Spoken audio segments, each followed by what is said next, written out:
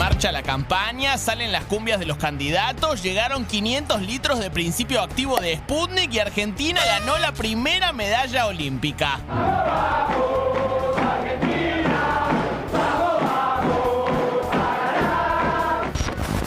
Otro día más en este hermoso y medallero país. Empiezan las campañas y hay algunas palabras que se ponen de moda. Y una de las más top entre algunos sectores es populismo. ¿Qué es un país populista? ¿Qué pasa en Argentina? ¿Y en el resto del mundo? A ver qué dicen los que saben. Además, recibimos al precandidato a diputado por la provincia de Buenos Aires, Hernán Lombardi. ¿Cómo vive la interna? Está picante, ¿no? Lo del pelo rojo, ¿fue idea suya? Y así como dijimos que esta campaña se jugaba fuerte en las redes, ahora apareció otro terreno en disputa, la cumbia. ¿Qué?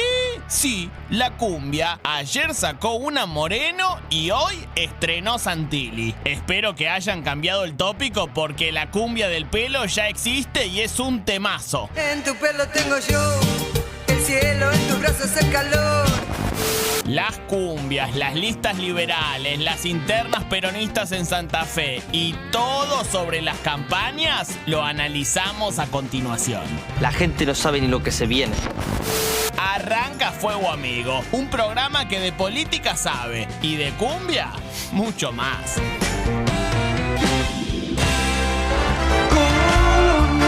Sabemos de cumbia, sabemos de cumbia.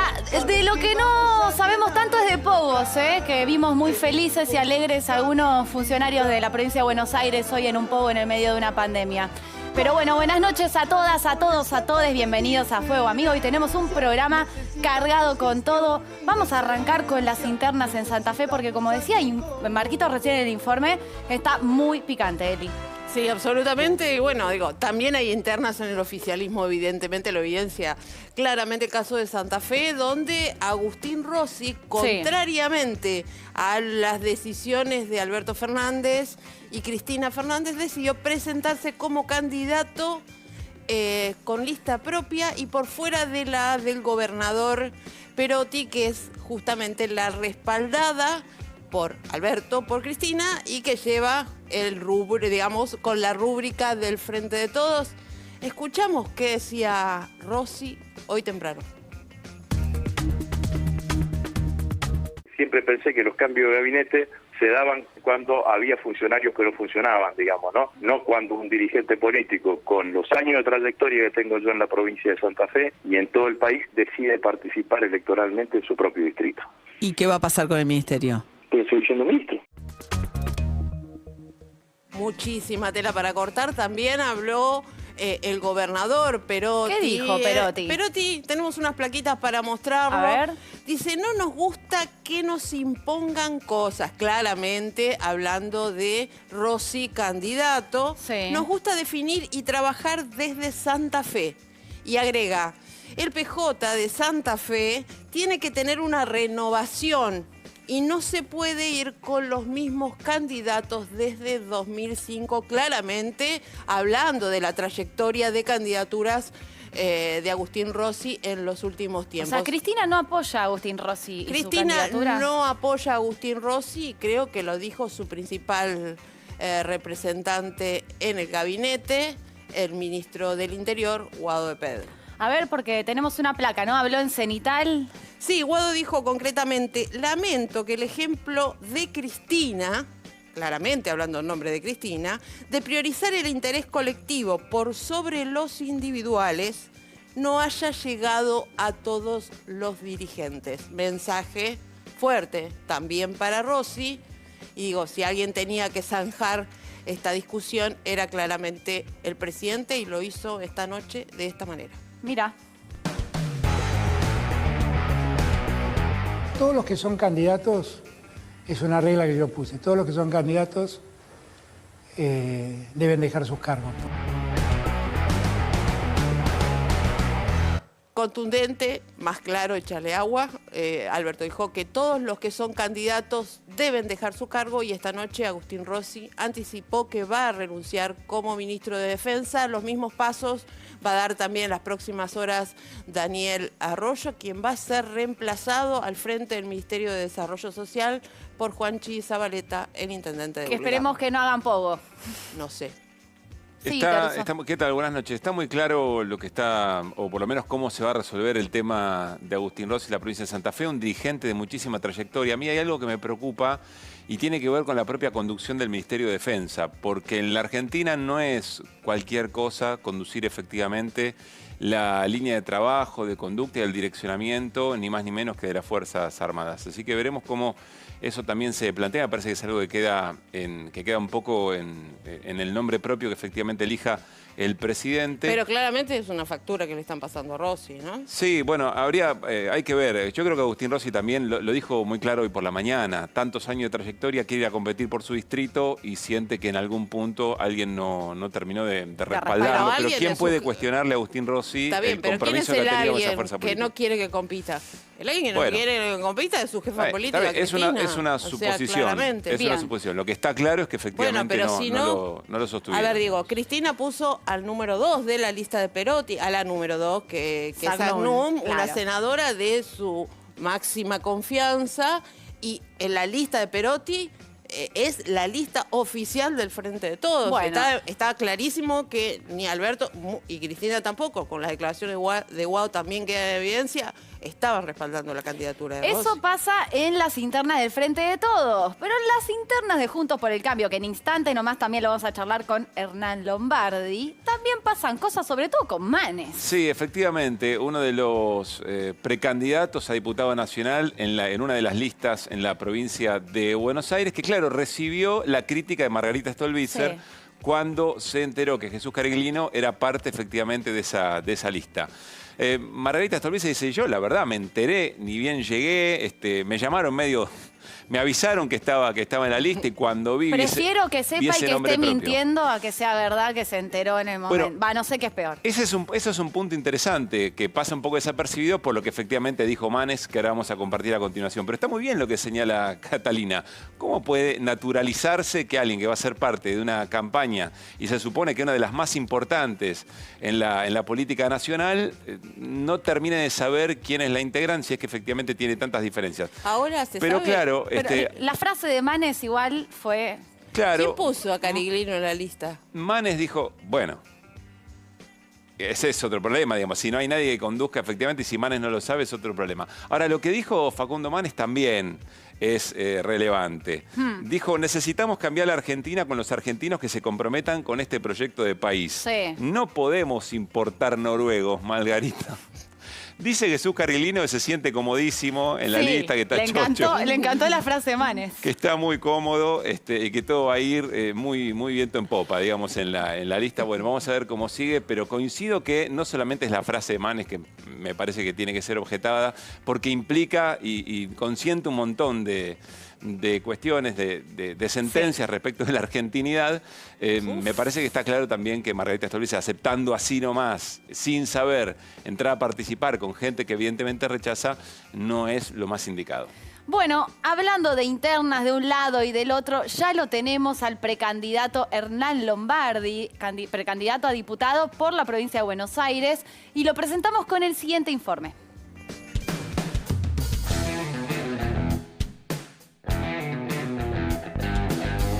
La carrera electoral ya dio largada y en los primeros 3 días de campaña los políticos se la rebuscan para ganar votos. En provincia de Buenos Aires, la campaña marketinera de Juntos por el Cambio se vino con todo. Por si lo del mechón de pelo colorado no fue suficiente, a lo Guillermo Moreno... ¡Vamos a triunfar! Ahora Diego Santilli le metió ritmo a su candidatura con una cumbia. Polo, vos sos mi esperanza.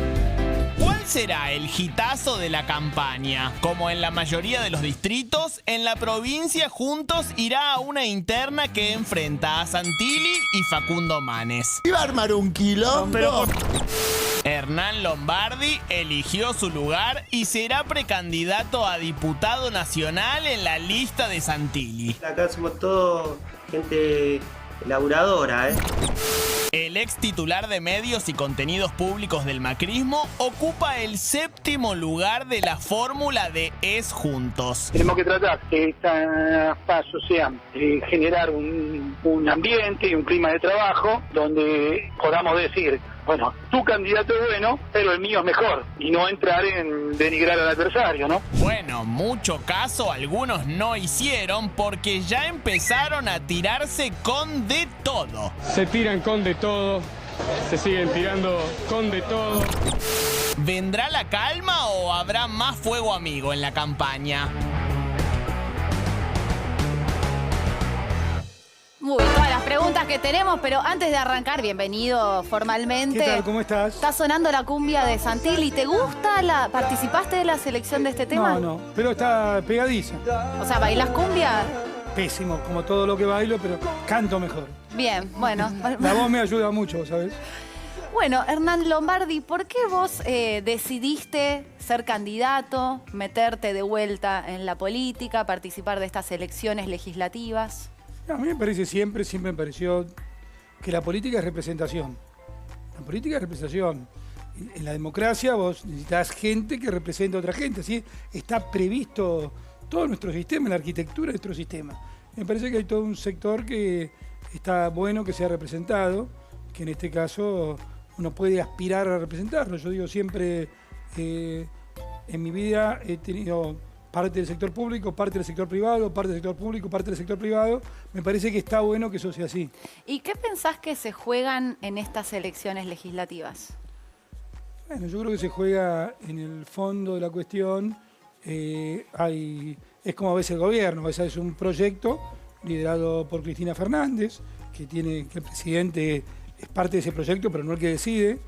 Me parece que ese proyecto tiene rasgos cada vez más, lo que dice Biden, una autocracia, es decir, se va restringiendo cada vez más el funcionamiento institucional y se han tomado decisiones muy malas este año y medio. Pero coincide que estamos en una democracia. Sí, por supuesto, ni hablar. Te pregunto porque después vamos a hablar con académicos sobre los términos democracia, populismo.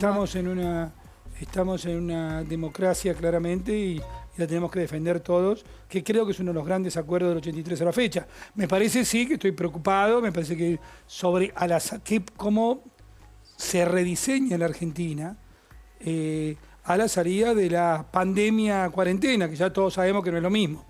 Me parece que estas situaciones llevan a profundos procesos de movilización de las estructuras y yo quiero, y Cambiemos, Juntos por el Cambio, Juntos quiere que algunos valores. Primero, tengamos claramente una defensa de la separación de poderes, podríamos ir por este camino a largo tiempo, pero sobre todo que en el rediseño de la sociedad futura haya una fuerte presencia de que la producción de bienes y riqueza pasa por el sector privado.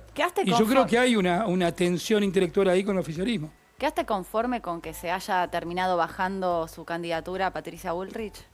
Sí, a mí me parece, mira, yo en toda esta cuestión, llamémoslo, tensiones de los nombres que quieren ser candidatos, acá había una tensión evidente. La Argentina vive una crisis brutal, el mundo vive una crisis brutal, la Argentina le va peor que al mundo, tanto en lo sanitario como en lo económico. Entonces, pujar por candidaturas es como hay una contradicción entre... Pero se está viendo una interna feroz Juntos por el Cambio. Y yo no dejo de notar que esa puja no tiene que ver con lo que le pasa a la gente. Si yo critico al gobierno, porque digo, no están tomando la agenda de la gente, cuando por ejemplo quieren cambiar la regla para elegir al jefe de los fiscales, digo, ojo que la agenda de la gente no es el ordenamiento de cómo van los candidatos. Es necesario que se haga una cuestión democrática para seleccionar los candidatos. Me parece que las PASO son una buena herramienta para eso, pero ahí tomás una aclaración mía que yo lo volvería a decir.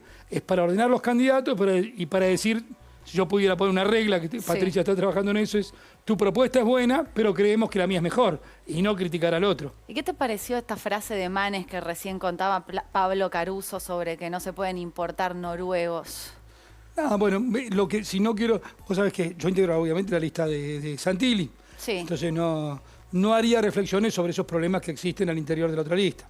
Pero Manes, discúlpame, ayer planteó justamente algunos o deslizó supuestos cuestionamientos a la utilización de los fondos impositivos de los porteños en la campaña de la provincia de Buenos Aires. Bueno, eso yo no hago, me parece que flaco favor le hacemos al interior del espacio, pero yo por eso no... Nosotros tenemos que seguir siendo propositivos. ¿No querés? Bueno, vamos por la positiva. No, pero no es solo que no quiero, es que me parece poco útil, que no es lo que le pasa a la gente. Bien, entonces, como vamos por la positiva, tengo un jueguito para vos. Bueno, que es así, mira, vos te ganaste, no sé si participás de muchos sorteos, pero te ganaste un viaje. Le desconfío como loco, porque siempre ganaste un sorteo, después decís... Bueno, te lo damos nosotros. Con un virus que te entra así en el celular, te saca una mano y te ahorca. Fuego Amigo te da un pasaje all inclusive a la isla más paradisíaca de todo el mundo y tenés que llevar... ¿Cuántos días? Una semana entera. Que no es lo mismo, ¿no? Una semana entera te tenés que ir con una sola persona, que tiene todos los gastos incluidos, y tenés que compartir toda esa semana all inclusive con Macri, Larreta, Bullrich, Vidal, Santilli o Carrió. ¿A quién te llevas esa semana? Es una elección. Solos, como Robinson Crusoe con Viernes, pero... Solos, escuchando la cumbia Santilli, lo que quieran hacer ahí en la isla. Es una compañía... A lo mejor iría con Carrió, porque me parece que puede, para contar historias y divertirse un rato. Bien, Carrió, sin duda. Con Mauricio hablo todos los días. Pero no lo con Mauricio hablo todos los días, te dar una semana además juntos en una isla, me imagino, con la arena pegada, ¿viste? No. ¿Hablas todos los días? ¿Lo notás preocupado por la denuncia de Bolivia?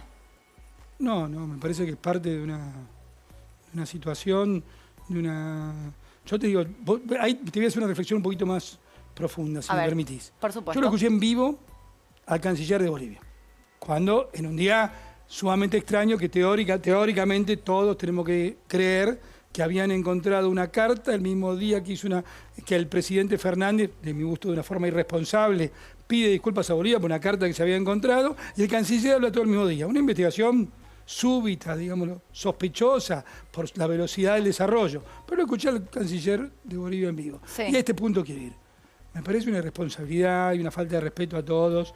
Él usó en los primeros 30 segundos Plan Cóndor. El Plan Cóndor fue el siniestro plan, para la gente que generacionalmente no se acuerda, que coordinaron las dictaduras del Cono Sur para asesinar y masacrar gente en el Cono Sur. Insinuar que el gobierno, que evidentemente al canciller no le gustará, y a Alberto Fernández mucho menos, de Mauricio Macri, compararlo con una dictadura me parece una enormidad. Más allá, digamos, de las palabras. Hablamos de la denuncia. Me parece una falta de concepto total, que al revés, el gobierno argentino dice, señor, acá en la Argentina, del 83 a la fecha, vivimos una sucesión de gobiernos democráticos. Pero Hernán, más allá de eso... Más allá de eso, pero déjame hacer ese punto. No, me parece, es el canciller de una república hermana. Más allá de eso, Hernán, y de las consideraciones, buenas noches.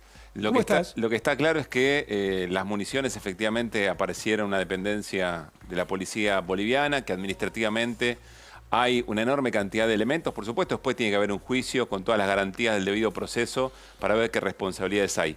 Y que en algún punto esas municiones llegaron a una fuerza de seguridad que estaban resistiendo o tratando de legitimar o de sostener un golpe de Estado, digamos, ¿no? Bueno, son dos caras. A ver, si vos vas a lo que pasaba en esos días, admitamos. Vamos, pues si no...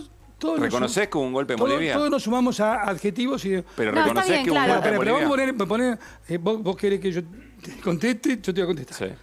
Primero, evidentemente hubo unas elecciones que fueron muy fuertemente cuestionadas.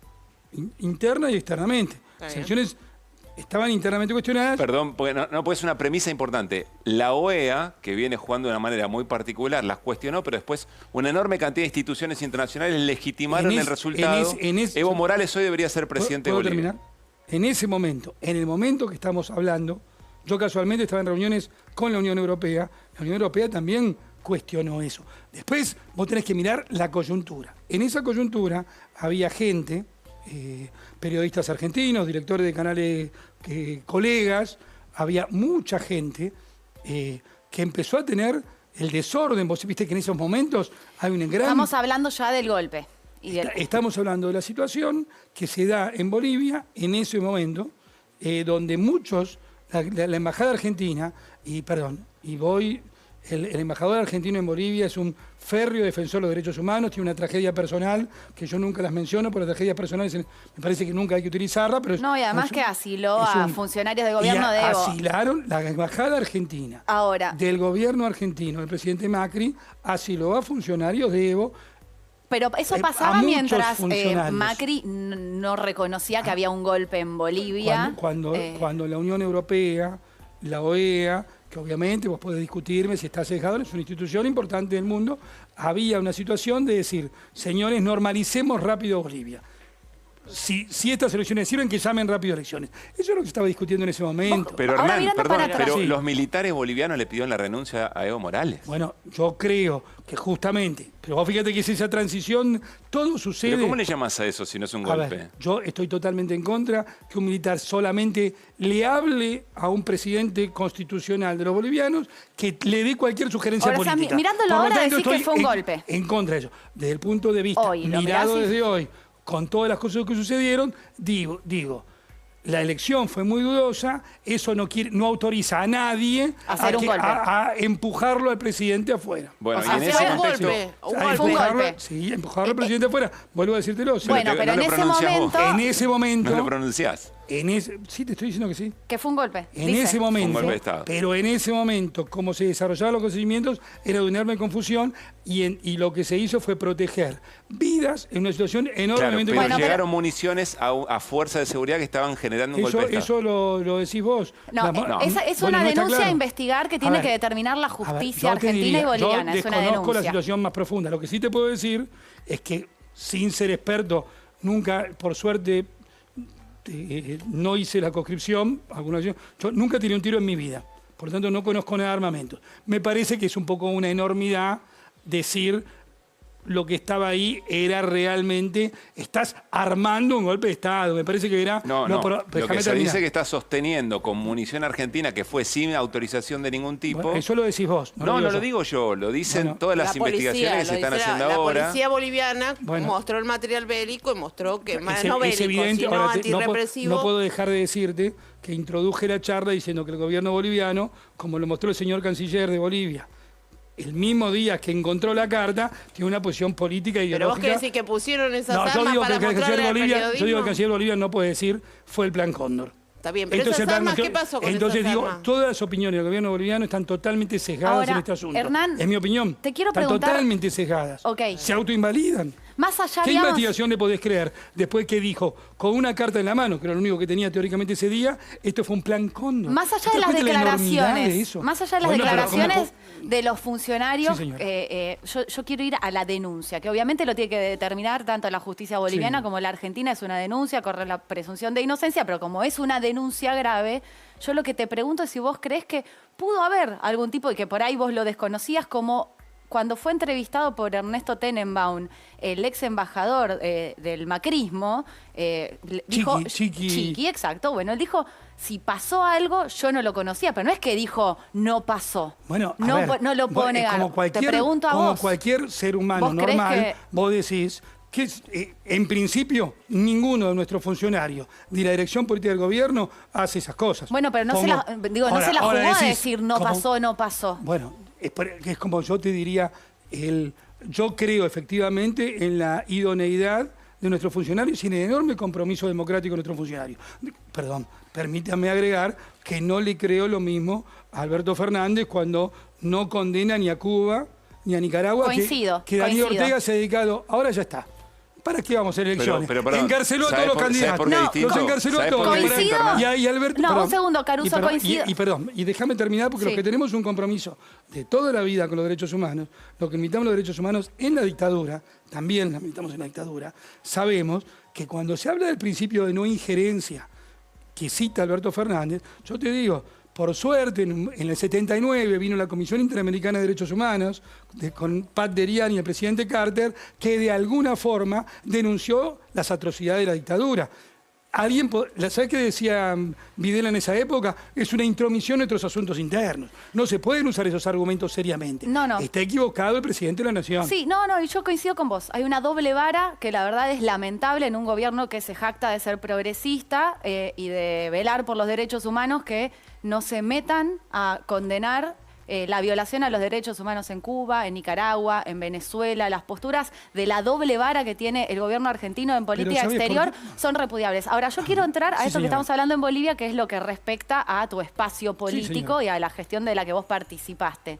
Y de nuevo voy al caso de Bolivia, porque vos decís que hablás mucho con Macri.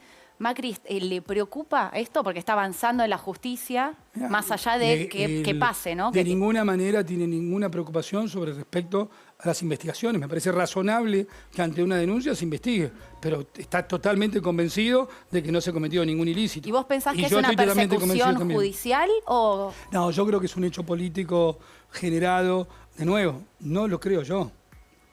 Sí. ¿Vos sabés lo que es ser canciller de una nación? Ser el ministro de Relaciones Exteriores, que es una cuestión que teóricamente se había descubierto 10 horas antes, vuelvo al punto, digas, esto es la prueba del Plan Cóndor. Digo, hay una Pero ¿cómo explicás la munición en la sede de la policía boliviana, Hernán? No, desconozco eso, lo desconozco. Bueno, es un elemento. No lo sé. No puedes decir desconozco eso pero cuando es la prueba del delito que está efectivamente en la dependencia de la policía. A mí me parece. No, se vio pero lo mostrar. Por supuesto hasta que donde yo veo, muy bien.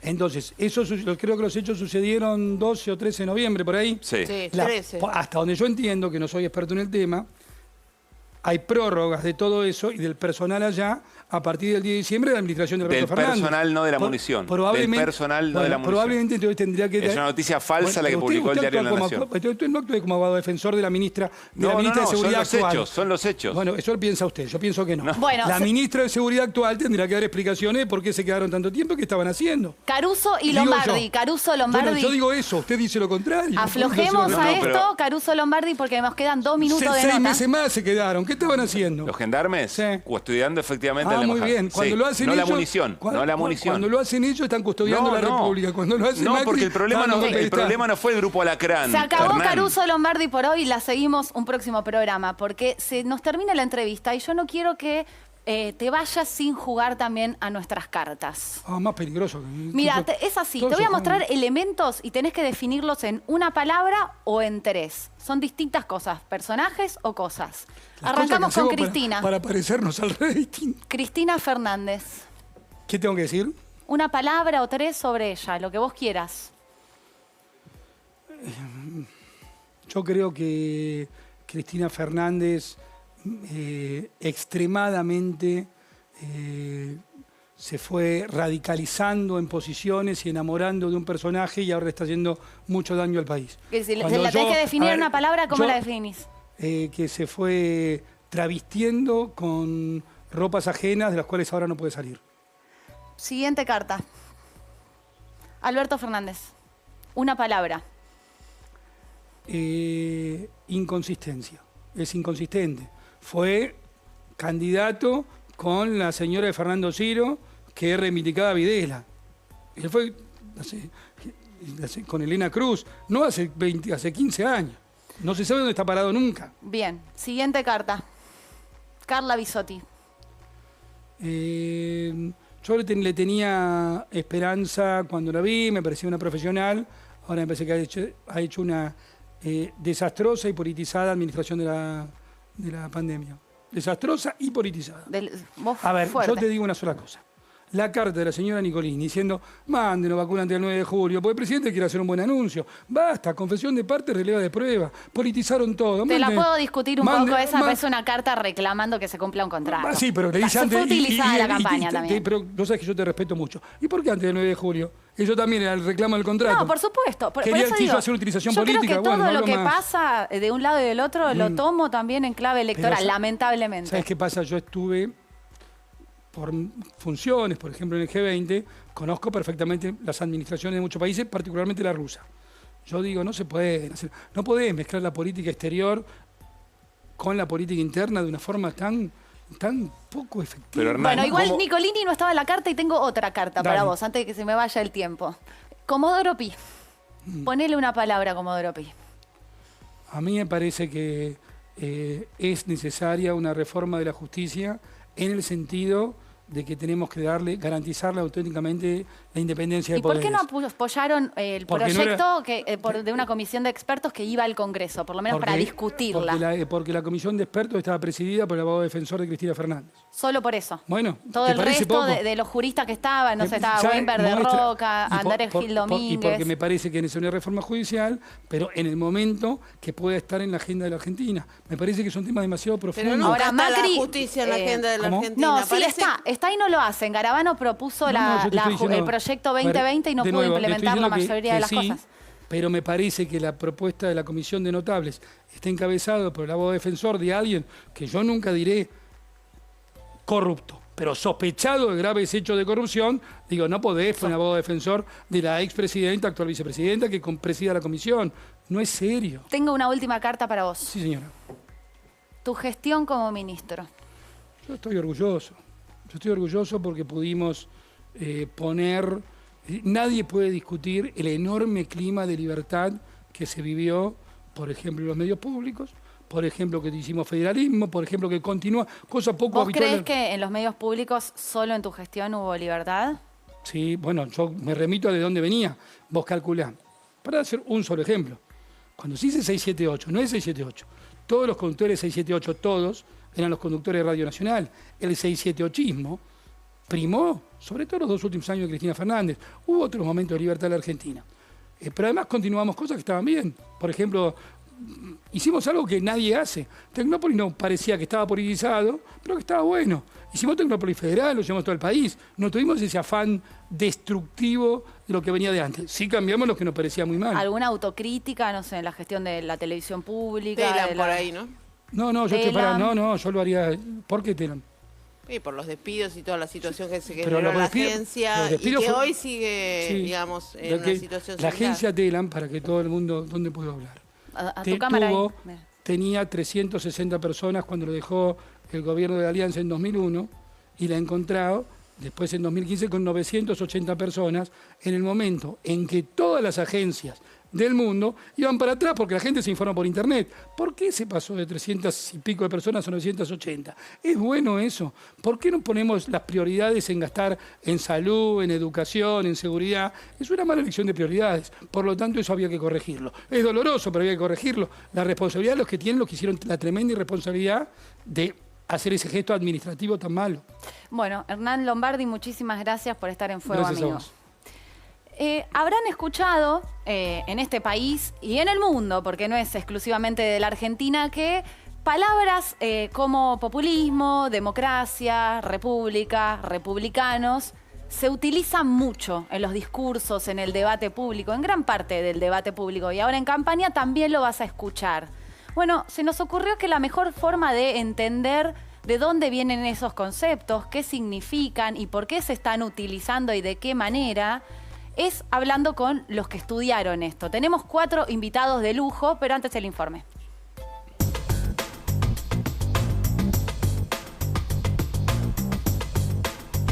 En discusiones políticas y en los medios, el concepto populismo suele mencionarse como una amenaza. Lleva el desafío de evitar algo que para mí es mucho más peligroso que el coronavirus, que es el populismo. Y quienes son definidos como populistas rebaten esa idea. ¿Por qué se combate y se tilda de populistas precisamente a los gobiernos que en América del Sur, que en la América Latina han sido los que mayor logros en materia de derechos humanos, de equidad, de inclusión, de educación, de salud, han logrado? También se suele asociar al populismo a la idea del despilfarro económico. Populismo con dinero es difícil, ¿eh? Es difícil. Cuando tienen para repartir y no es fácil explicarle al ciudadano que se está consumiendo futuro. Pará, che, esto yo lo escuché en otro lado, me parece. El populismo se presenta como héroe del presente, pero no tiene ningún problema en destruir nuestro futuro y el de nuestros hijos. Pero, ¿esto es un fenómeno latinoamericano? El que está en el gobierno dice no me dejan gobernar, son golpistas, son disolventes, son destituyentes, y el que está en la oposición dice ustedes son los que nos llevan a Venezuela o a los Estados Unidos de Trump. Es lo mismo que pasa en más de la mitad de las democracias occidentales. ¿Qué es el populismo? ¿Podremos encontrar una definición común? De estas cosas y de un poquito más vamos a charlar con 3 invitados de lujo, conté mal, porque también tenemos intervenciones en video de Andrés Malamud, con 3 invitados que paso a presentar. Alejandro Katz, que es editor, es escritor. Está también María Esperanza Casullo, que escribió un libro sobre populismo, es politóloga. Y está también Ernesto Semán, que es historiador y escribió un libro sobre antipopulismo. Han escrito otros libros, otros papers, todos los que están acá, pero mencioné sus últimos trabajos porque justamente tienen que ver con el tema de hoy. O sea, han estudiado este fenómeno y nos parecía interesante pensar entre todos de qué hablamos cuando se habla de democracia, de populismo. Quiero arrancar con Alejandro Katz y preguntarte, ¿por qué se utiliza tanto como defecto o virtud hablar de populismo en el debate público común, en las chicanas de un espacio político o del otro? No solo acá en la Argentina, como veíamos en el informe, pero vamos a hablar acá de este caso. ¿Por qué lo usamos como un defecto o una virtud? Bueno, yo creo que en distintos momentos hay distintos conceptos que cristalizan con facilidad tomas de posiciones. Conceptos que son en general imprecisos.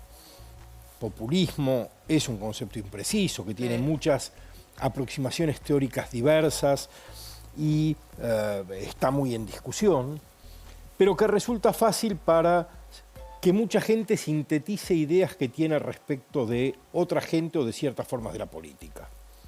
Del mismo modo en el que república se ha convertido en los últimos tiempos en un concepto de ese tipo, y que terminan siendo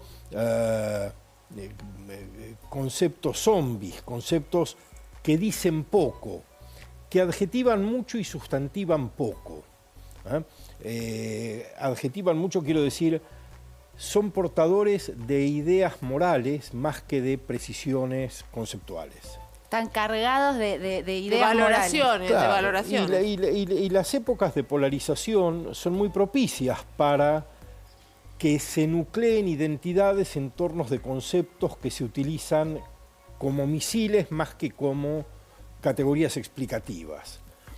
Hablar de los populistas les permite a algunos despreciar algunas cosas o desdeñar algunas cosas u oponerse a algunas cosas, como hablar de la República les permite colocar gente de determinado lado. Son parteaguas, son organizadores de la vida política, no son conceptos que estén operando para la comprensión, sino para el alineamiento. A ver, vamos a hacer un punto acá, Alejandro, porque hay mucha gente mirándonos y probablemente se estén preguntando, bueno, entonces, ¿qué significa populismo? ¿Qué es populismo?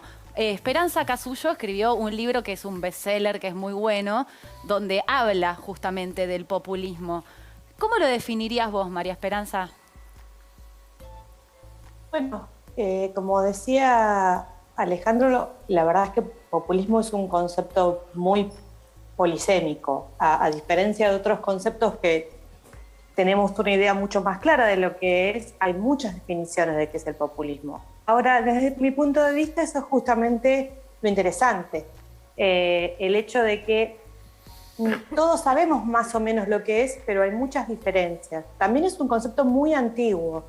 Es un concepto, las primeras quejas acerca de el pueblo, la movilización, lo peligroso que es la movilización del pueblo, son tan antiguos como la teoría política, vienen desde Platón. Entonces esto habla de que hay algo ahí, hay algo misterioso, hay un núcleo de sentido que nos convoca y nos frustra al mismo tiempo. Hoy la ciencia política está bastante de acuerdo en que el populismo es una manera de hacer política, no es un contenido, no es una ideología clara como sí lo era el socialismo, el comunismo, sino que es una forma de explicar y de entender cómo son los problemas que nos aquejan y de pensar una manera de resolverlos, que tiene que ver con una forma movilizatoria y antagonista. Es decir, pensar que lo que se necesita es una movilización colectiva en función de reparar un daño y de vencer en la lid política a un adversario. Bien. A ver, quiero escuchar a Ernesto Semán, que escribió sobre antipopulismo. ¿Por qué escribiste sobre antipopulismo y qué es el antipopulismo para vos en la investigación que hiciste? Escribí sobre antipopulismo porque, como bien dijeron María Esperanza y Alejandro, más que una definición es algo que es usado como arma y es usado como acusación, ¿no? Exacto. Y entonces quería ver quiénes eran los que hacían esa acusación y cómo era la acusación que hacían. Que en general me parece que es cierto que es impreciso, lo cual no quiere decir que cuando la gente lo usa no tenga claro para qué lo está usando, ¿no? Uh-huh. La idea del populismo se discute, como bien dijo María Esperanza, entre nosotros desde hace muchísimos años, pero en los últimos 10 o 20 años la idea del populismo como un problema para avanzar hacia el futuro, un futuro estable y de prosperidad en el país, empieza a ser usada por un montón de gente. Deja de estar solamente en los medios y un montón de gente empieza a hacer sentido de lo que pasa en la calle, su salario, la música que se escucha, la forma en la que se viste la gente, la forma en la que avanza la política, a partir de la idea de que eso es un fenómeno populista. Y ese fenómeno populista es, sobre todo, una forma imperfecta, defectuosa, viciada, con la que la gente se relaciona con la política. La gente ahora, Ernesto, cambia a lo largo de la historia, ¿no? Pueden ser los trabajadores, pueden ser los desocupados. Sí, claro, te escucho. Elizabeth, buenas noches. ¿Ahora no hay una mirada despectiva desde absolutamente ese lugar? Despectiva. Absolutamente despectiva. No hay en la historia en Argentina, no hay ningún sector que se haya definido a sí mismo como populista. El único sector que se definió como tal es un grupo de peronistas después del golpe del 55, con una consigna muy elocuente, que era: vinimos a hacer porque estamos cansados de oír. Que era la idea de que había grupos que habían integrado a la sociedad y que estaban perpetuamente subordinados a lo que tenían que hacer por parte de lo que decían las élites. Esa idea, centralmente, es que la idea crítica de cómo se integra la gente a la política, es que la gente da su apoyo a soluciones muy inmediatas para el presente, sacrificando el futuro. Es un poco lo que dijo Lombardi un poco antes que nosotros, la idea de que había que hacer esfuerzos que eran dolorosos pero que traían prosperidad en el futuro. En el centro de la idea antipopulista está la idea de que la gente se integra aceptando o promoviendo beneficios inmediatos que condenan al país a no poder avanzar hacia el futuro. Y la gente son los trabajadores, los cabecitas negras que integraban los sindicatos al peronismo. Ahora es un cuerpo mucho más heterogéneo, que tiene que ver con los desocupados, con el amplio sector de la economía informal, y que se denominan muy despectivamente la idea de los choriplaneros, ¿no? Aquellos que entregan su voluntad política y su libertad a cambio de beneficios inmediatos en lugar de pensar en el bienestar general. Muy en el centro de esa idea está la idea de que los pobres tienen una forma defectuosa de integrarse a la política. ¿Pero eso es una visión latinoamericana o también ocurre en el resto de las democracias occidentales? Es como dijo María Esperanza, es una cosa que sucede en todo el mundo, es algo que tiene una larga historia, pero que en Argentina tiene un rasgo muy particular. Esa acusación está dirigida a procesos en general de redistribución de ingresos progresivos, hechos a veces de forma autoritaria, mucho más radicales que lo que se expresaron en América Latina en otros fenómenos que son considerados populistas. Si vos lo comparás el fenómeno del peronismo con los otros modelos que se juzgan como populistas, el impacto de la redistribución, no solo la redistribución de ingresos de dinero, sino de la expansión de derechos hacia esos nuevos sectores, hacia esos nuevos trabajadores, es mucho más radical que en otros lugares. Eso hace que el populismo sea un foco, una acusación mucho más visceral. El populismo aparece como algo irredimible en la identidad de esos sectores populares. En el resto de los países esa acusación se diluye. Aunque por ahí apareció Keiko Fujimori también haciendo una declaración en el mismo sentido. La dictadura militar en Argentina, quizás la única en toda América Latina, se proponía a sí misma como la que venía a erradicar la amenaza marxista populista. Bien. Es una presencia muy única respecto al resto de América Latina, me parece. Ahora, Alejandro, quiero volver de nuevo a este concepto que decías al principio de la vaguedad de los conceptos, de conceptos vacíos. En una entrevista a Clarín, quiero leer el textual para no decir cosas que no dijiste, pero dijiste algo que me interesó para que desarrolles acá.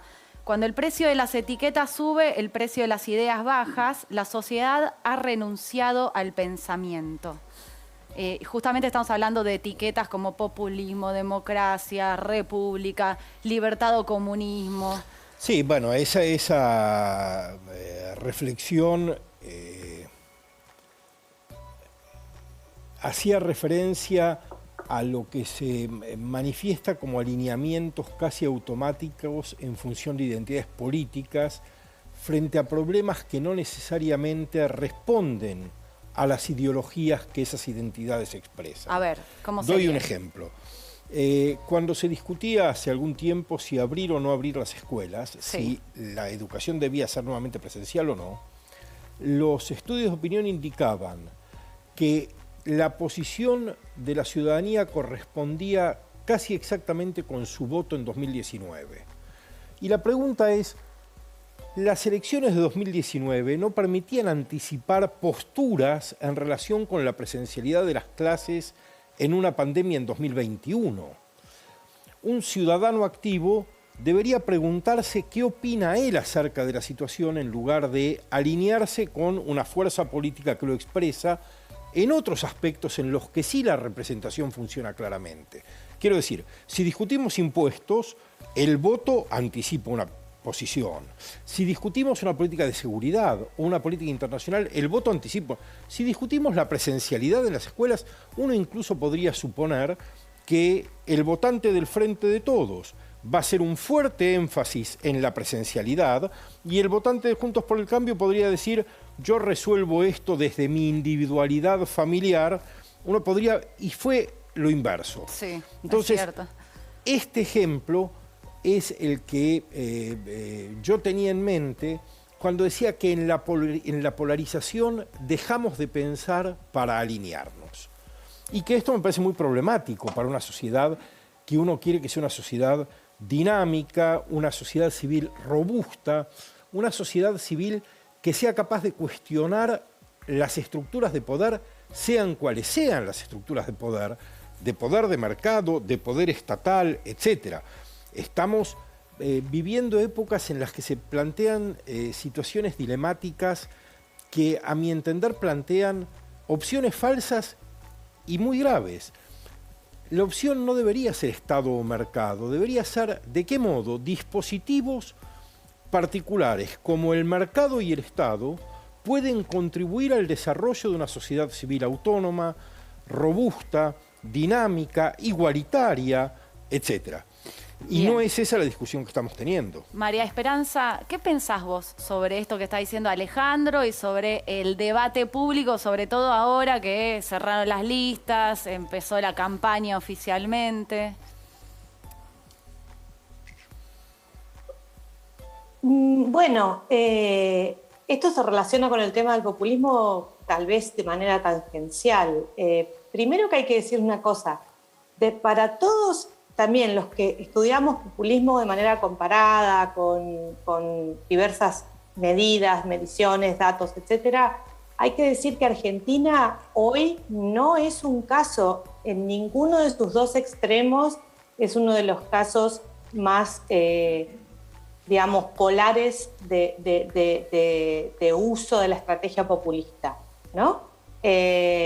Al contrario, es cierto que se da la polarización, es cierto que hay fuertes discusiones programáticas, es cierto que también vemos que en Argentina las identidades políticas se filtran a los más medulares niveles de la vida personal, ¿no? O sea, si vos a quién votás, se correlaciona en qué lees, en qué medios ves.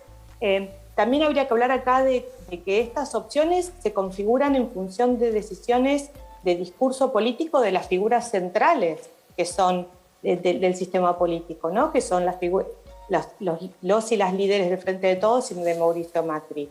El discurso político divide y estructura el campo político. O sea, si las personas piensan que se tienen que vacunar o no.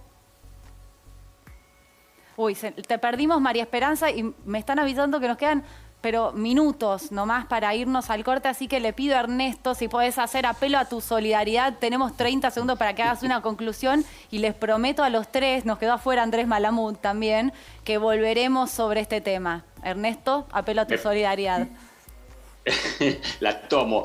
Digo simplemente que el sobreuso del término populismo tiene un apoyo, sobre todo desde arriba, en las palabras del expresidente Mauricio Macri, que yo creo que la pandemia se convierte en una especie de tercer momento fundacional de ese discurso antipopulista, que plantea todos los temas típicos del discurso antipopulista: la idea de la libertad individual frente al bien común, la idea de que el Estado puede ser autoritario si se le dan demasiados atributos. Me parece que la sobrepresencia, como bien decimos los tres acá, del término populismo no va a desaparecer en el corto plazo y va mucho más allá de las elecciones. Constituye una forma de entender específicamente cómo se relacionan amplios sectores de la población con la política y con las decisiones políticas que tienen que tomar en las elecciones y en la vida cotidiana, ¿no? Ernesto, Alejandro, María Esperanza y también Andrés Malamud, pobre que quedó afuera, les agradecemos a los cuatro por participar de este programa. Fue un primer pantallazo, gracias. Volveremos sobre el tema, pero fue muy interesante tenerlos a los cuatro. Vamos un corte y ya venimos, queda un poquito más de Fuego Amigo.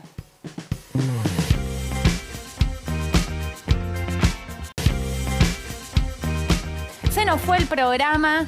Vamos a cerrar con el Fuego Amigo de siempre, pero antes queremos darle la despedida a nuestro compañero Juan, de acá del piso, un gran compañero que esperemos que pronto vuelva, que pronto consiga laburo. Te queremos mucho, Juan.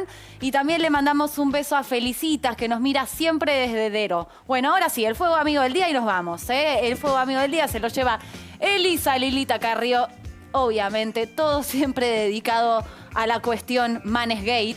Dice, dicen que son la nueva política, pero llevan a Carilino. Bueno, ahí va, ¿eh? Cómo arde esa interna, con esa interna menos no vamos. Menos mal que no quieren hacer ruido con eso, ¿no? Como dijo Lombardi. Bueno, Lombardi igual tengo que decir, salvo algunas cosas bastante polémicas, vino en modo bastante zen para pero el modo entrevistas. Zen que dice él, Lilita se lo olvidó, ¿dónde lo dejó? Bueno, Lilita no. Bueno, se nos fue el programa, pero mañana hay revancha, hay más Fuego Amigo, no sé a qué cámara tengo que decir, pero vénganos a ver mañana a las 23 horas que vamos a debatir meritocracia, ¿eh?